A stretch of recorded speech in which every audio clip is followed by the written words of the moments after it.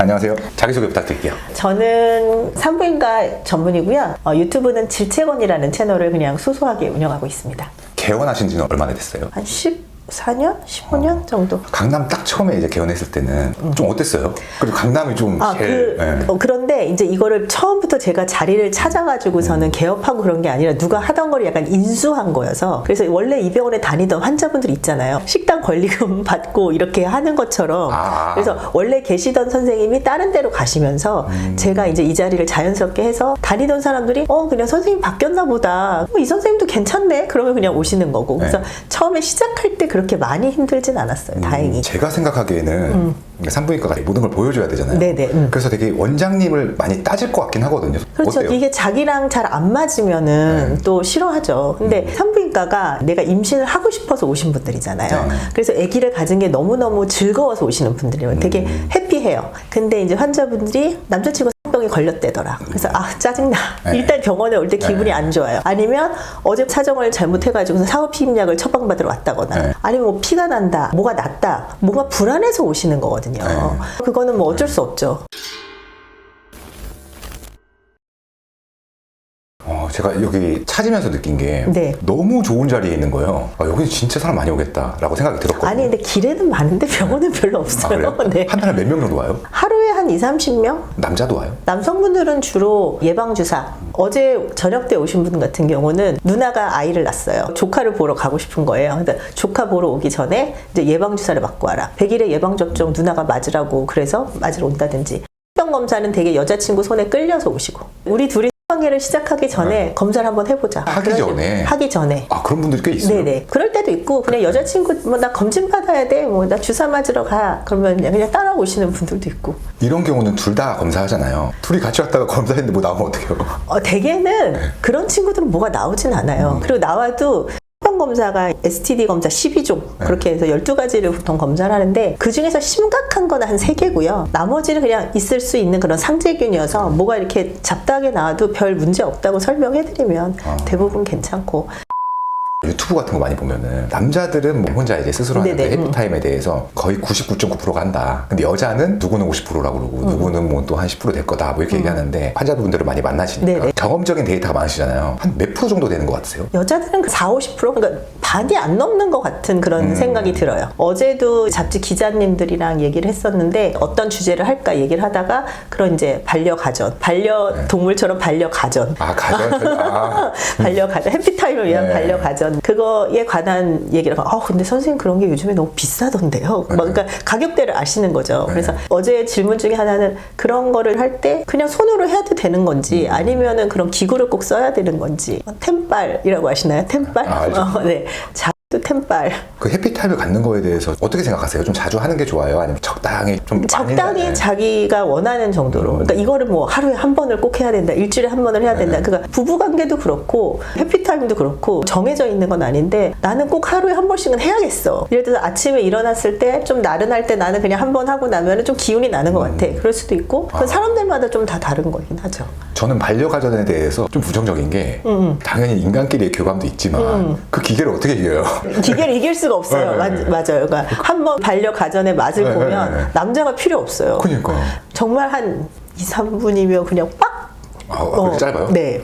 그게 예전에는 되게 막 크게 흉측하게 나오는 그런 제품들이 많이 있었어요. 옛날에는. 그거는 여자들이 스스로 쓰는 것보다 영상에서 이제 그런 걸로 남자 배우가 여자 배우를 자극하는 걸 보여준다든지, 그래서 이제 좀 크게 흉측하게 막 이렇게 생겼던 것 같은데, 요즘에는 유럽 쪽에서 나오는 약간 얼고노믹한 그런 디자인은 이게 뭔지 알 수 없는 그렇게 생긴 것들도 있고 되게 작은 것들도 있고. 그러니까 맨 처음에 그게 나왔을 때는 그게 너무 비쌌어요. 근데 지금은 그런 게 국산도 나오고 중국 것도 나오고, 그래서 가격대도 훨씬 더 많이 내려갔고 다양한 기능도 생기고. 그러니까 전에는 꼭 안쪽에 삽입하는 그런 형태가 있었는데, 지금은 이제 겉에 음액만 자극하는 거, 음액을 약간 빨아주는 기능을 가지고 있는 거. 그 빨아주는 기능을 가지고 있는 여성 기구가 나온 게 이 기구계 완전 센세이션이었거든요.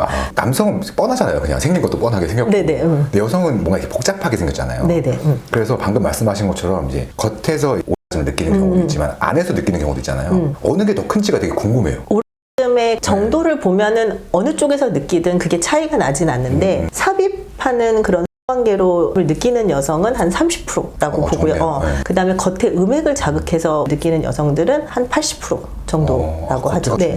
그러니까 남자분들이 그냥 우구장창 한다고 해가지고서 꼭 오는 건 아니고, 그래서 하기 전에 음액이라든지 겉에를 조금 많이 자극하고 그러고 나서 삽입을 해서 하면 그러면 두 가지가 같이 올 수가 있겠죠.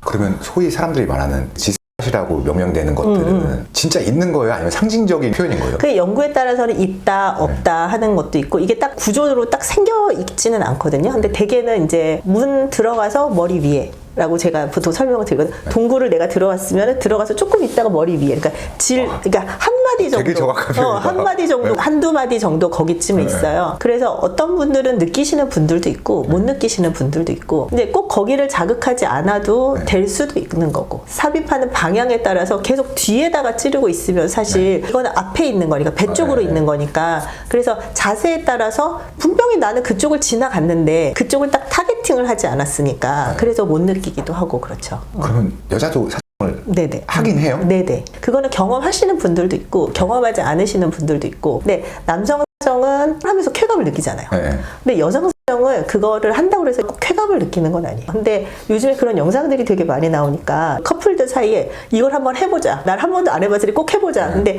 그거는 되게 오랫동안 마찰하고 자극을 해줘야 돼요, 거기를. 그러니까 너무 아파가지고 오시는 분들도 있고, 그래서 그걸 꼭 매번 하려고 너무 하지는 말고 그러는 건 있긴 하죠. 여성이 사용했을 때는 성분이라고 해야 되나? 그게 오줌과는 좀 달라요? 비슷하죠. 성분은 보면은 오줌 성분이 많이 들어있는 걸로 되어 있죠. 우리가 방금 사용에 대해서 얘기했는데 반대로 불감증 느끼지 못하시는 여성분들도 많을 것 같아요. 어때요? 여자들 같은 경우는 내가 막 좋아서 관계를 하는 그런 사람들도 있고, 그냥 남자친구가 좋아하니까 그냥 해주는 거, 아니면 남자친구가 되게 만족해하는 모습을 보면서 그냥 그래 나도 좋아 하시는 분들도 있어요. 많아요, 이런 분들? 저는 뭐가 뭔지 잘 모르겠어요. 하시는 분들도 꽤 많아요. 그러니까 저희가 환자분이 왔을 때 그냥 검진하러 오신 분들한테 불감증이세요? 아니세요? 다 그렇게 물어보진 않잖아요. 어쨌든 질 타이팅이라든지 성형이라든지 그런 거를 상담하러 오시는 분들은 그런 거가 부족하니까 오시는 분들이 있기는 하죠.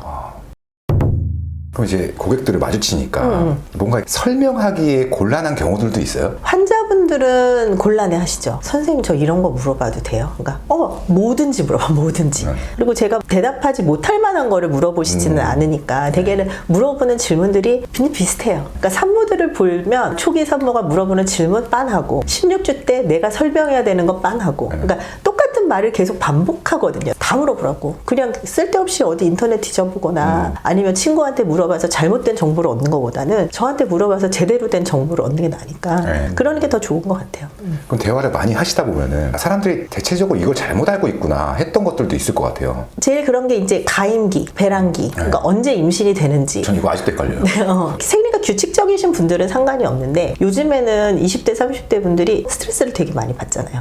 그러면 또 막 몇 달씩 생리를 안 하시기도 하고, 어떤 분들은 또 스트레스를 받으면 생리를 되게 자주 해요. 그러면 내가 배란기인가 언제인지 모르는 거죠. 그래서 이제 산부인과 의사들이 아니 그냥 1년 내내 가임기라고 생각하고 1년 내내 피임하라고 얘기를 하는데, 또 그렇게 콘돔을 쓰기 싫어하고 그렇게 피임을 하기 싫어하시고 그러시더라고요. 그럼 보통 이 산부인과 의사들이 추천하는 피임 방법은 콘돔이 첫 번째인가요? 아니면 가장 첫 번째로 여기는 게 있나요? 저는 사실 피임약을 제일 첫 번째로 권유를 하는데요. 콘돔은 내가 처음 보는 상대랑은 그냥 무조건. 콘돔은 성도 예방하고 피임을 하는 거고, 나머지는 그냥 피임만 되는 거니까 성병 예방을 위해서는 콘돔이 필수죠. 활발하게 하시라고도 설명드려요. 이게 평생에 내가 제일 성관계를 활발하게 하는 게 20대인데 요즘에는 3포 세대, 뭐 결혼, 출산, 근데 요즘에 보면 연애도 많이 안 하시는 것 같아요. 연애도 안 하고 당연히 잠자리도 안 하고, 사람과 사람 사이의 교류잖아요. 사랑이라는 게. 그래서 내가 좋아하는 사람이랑 같이 하는 게 사실 가장 큰 행복인데 그냥 일회성으로만 끝나고 그게 이어지지가 않은 경우도 좀 많아서 좀 안타깝기도 하고, 부부들도 결혼했는데 선생님 저 작년에 결혼했어요. 그래. 그래서 아기 가져야지. 부부관계를 언제 했어? 결혼하기 전에 하고 안 한 것 같은데요. 막 이게 결혼도 너무 스트레스가 많은가 봐요. 왜 결혼했어?